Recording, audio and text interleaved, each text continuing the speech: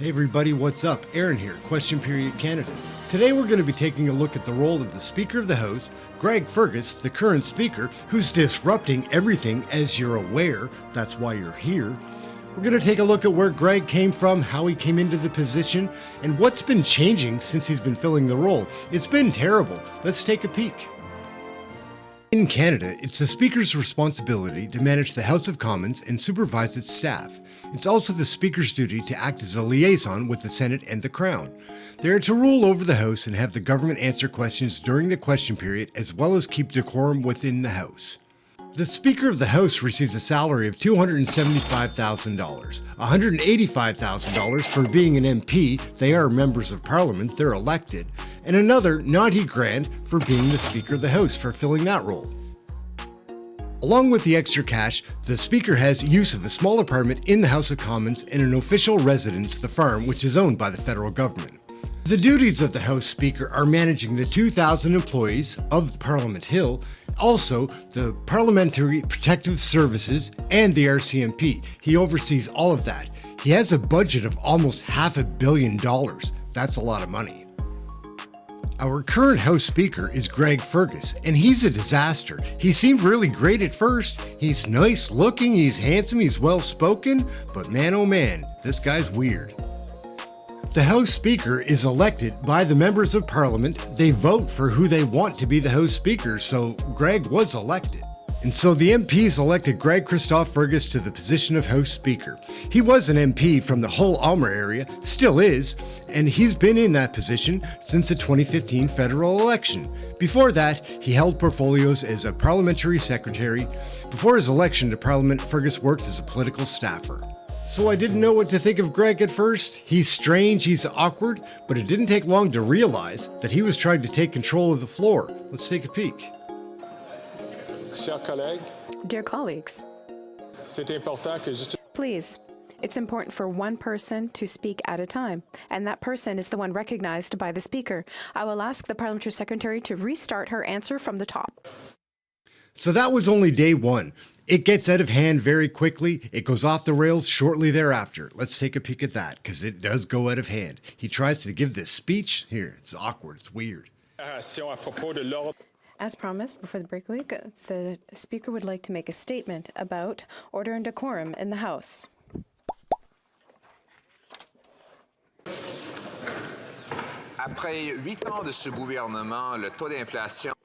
After 8 years with this government, inflation is the highest it's ever been in Quebec. Even in this wide shot, you can see Andrew Scheer go and grab the rule book because he knows something's up. So it's time for question period to start, and Greg said that he's got this speech to deliver first, but it's time for question period, so Poilievre tries to start, but Greg interrupts him. You can see Andrew Scheer run up to grab the book of rules. He used to be the House Speaker as well. The Honourable Member, you'll have an opportunity to start with oral questions once I just make this statement to the House. Question period will follow. Watch this. Greg just Question period turns him off. He plays with the buttons. See that? So it looks like the MPs just want to start question period. That's what they're supposed to do at this time of day, but Greg wants to give this speech. He's insisting on it. Playing with his button turns him back on. See that? Jeremy? May I ask the Honourable Member, please, to take his seat for a moment while I consult with the table?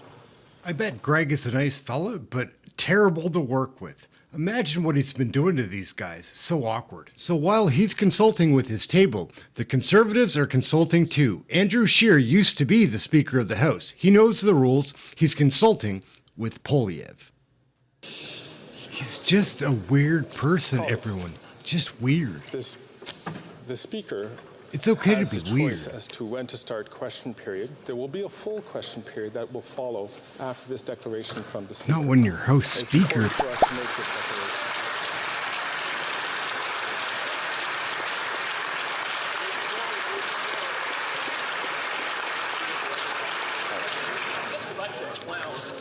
Yeah, I don't know what's going on, but it gets more interesting from here. Keep watching. How totalitarian is that?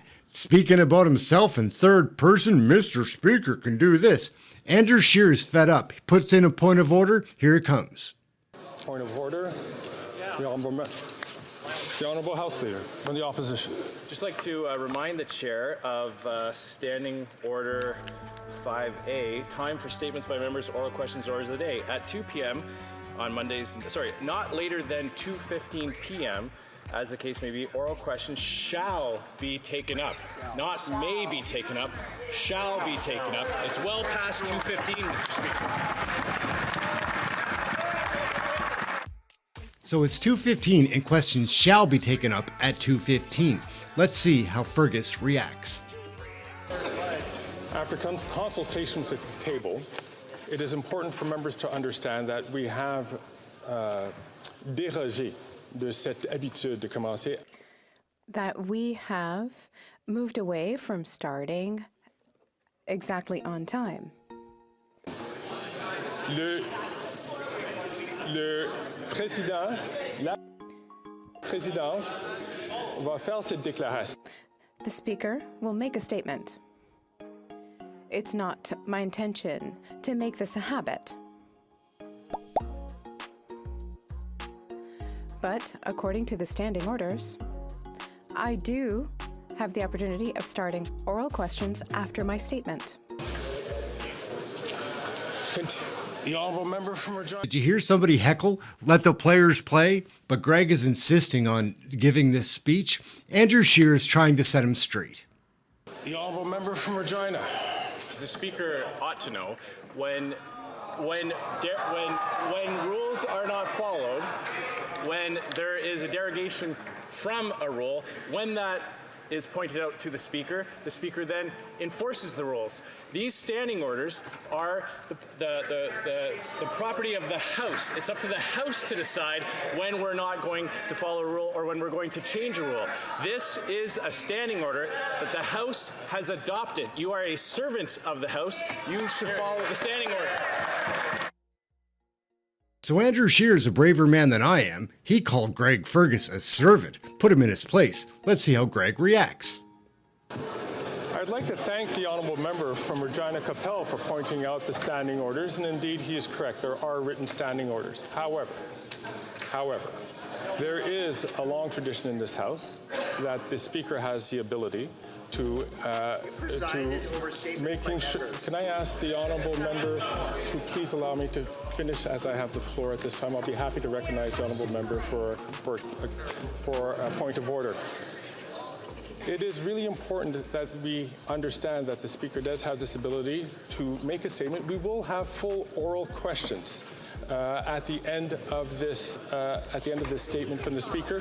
It is an important message, which I think members would appreciate hearing, because it gives an indication as to how the Speaker is going to be proceeding in the months and years to follow. Colleagues, comme elle l'avait promis avant la As promised before the constituency week, order, the Honourable Member from Carleton. Every day in this. So is that what we're doing here, Greg Fergus? We're enforcing the rules by breaking the rules? That's weird. Really weird. Poilievre's had enough. You can see that he stood up there. He's coming back for more. The Honourable Member from Carleton. Every day in this House, the opposition has the occasion to respond to the actions of and hold the government accountable for its actions on behalf of Canadians.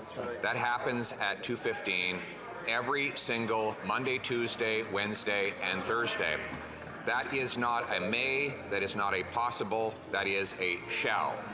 There is nothing in the clause that creates question period in the standing orders that allows the Speaker to arbitrarily change the time in order to give a speech. I will note that the Speaker has a plethora of occasions to stand on his feet and make any point he wants or any declaration he likes. He does not need to do it in the middle of the sacred period during which we hold the government to account. Now I see, no, if I'm Mr. Speaker, if I may, this is the first time in all of my years here that I have seen a Speaker interrupt question period to make a speech. I've never seen it. I've never seen it. And I furthermore, the fact that you've risen to your feet in order to impose apparently a series of guidelines that are not approved by the Board of the Internal Economy or voted on by the House of Commons, and that you're doing it in violation of one of the existing rules that is already in place, suggests a very serious and unusual departure from the normal way in which Parliament exists. The government is here to serve Parliament, not the other way around. We ask that you allow us to proceed with question period and you make your statement afterwards. So Poilievre made some great points. He calmly told him that this is unseen and unheard of, like what Greg's doing. How do you think Fergus will react? I'd like to thank the Honourable Member for Carleton for his intervention. I would like to inform the House, though, this is not the first time that the Speaker has interrupted the proceedings to make a statement from the Chair between the point of SO31s and oral questions. He goes on a ramble here. Stay with it, though. Colleagues, it's so long, it's so awkward. awkward. Very clearly. My immediate predecessor, for example, You have to has watch. done this at least on 2 occasions. It has also been done. It also has been done by speakers in the past. I'm going to continue with this statement. I think it's important for all members As to you know, understand no one this. is And I'd like listening. to No reassure one. the member from Carleton and all members that there are going to be no new standing orders that would require the approval of you members. But we're talking about. I invite you to listen to this statement. I Imagine, would he's invite you lecturing to me. listen to this statement in order to be able to improve order and decorum in Oh, this he's a House. crackpot. He's a crackpot. Keep watching. Come, élevez. So Greg says that he can break the rules because people before him have broken the rules. That's a weird thing for a new speaker to be saying. Anyhow, he's going to give this rousing speech. Let's, I guess, listen to some of that. As promised before the constituency week, Bear with us. the chair would like to make a statement on order and decorum in the House. It gets better, In a swear. very simple way, order and decorum are signs of respect for each other Hang on. and for the institution. You get Respect, which is necessary for productive debate in a deliberative assembly.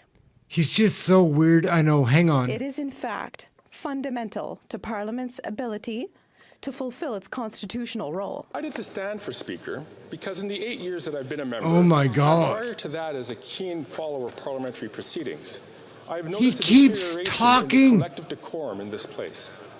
It is You important can to hear note them that this not agreeing deterioration at was all. not inevitable. It is not a natural outgrowth of the advent of social media. But he keeps choose talking.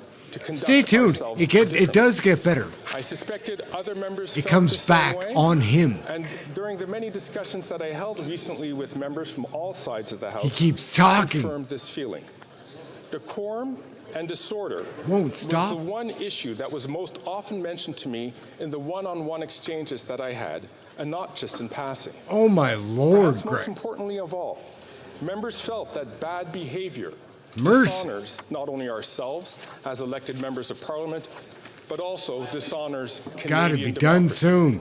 We'll post the speech in another video. We're not gonna make you watch it here. It's 15 minutes. It's wild and crazy. It's about decorum, being nice to each other, doing on to others as done on to you.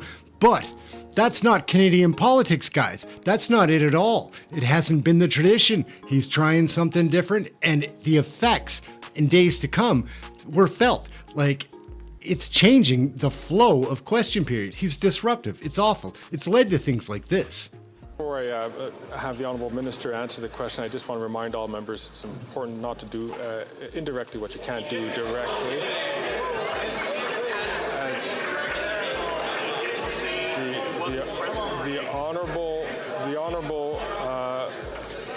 the Honourable Minister.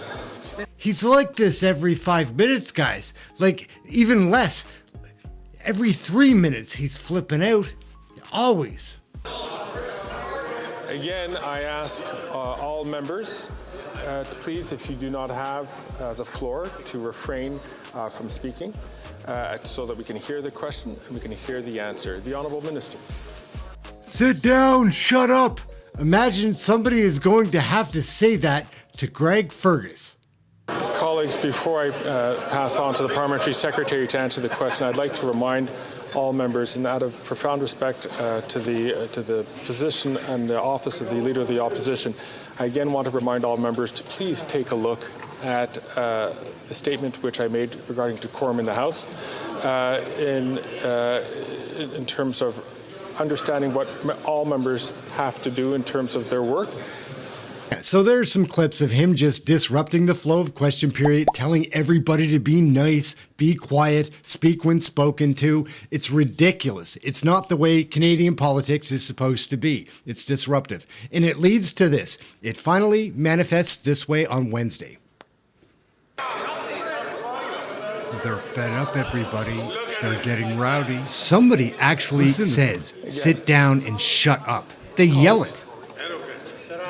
It is so awkward important. And funny. Colleagues. He puts his hands down. Hello. Order. Sit Colleagues, down and shut it up. is important, It's once again, hysterical. So to weird. not call in. Sit down, speaker it up. He just Can I keeps ask the going. member, please, from Surrey, to please, Surrey Newton, to please allow me to continue.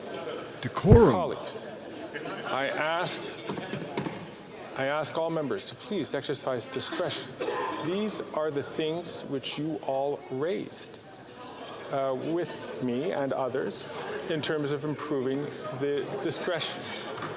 So I'm going to ask the Honourable Leader of the colleagues. It's weird, guys. Colleagues.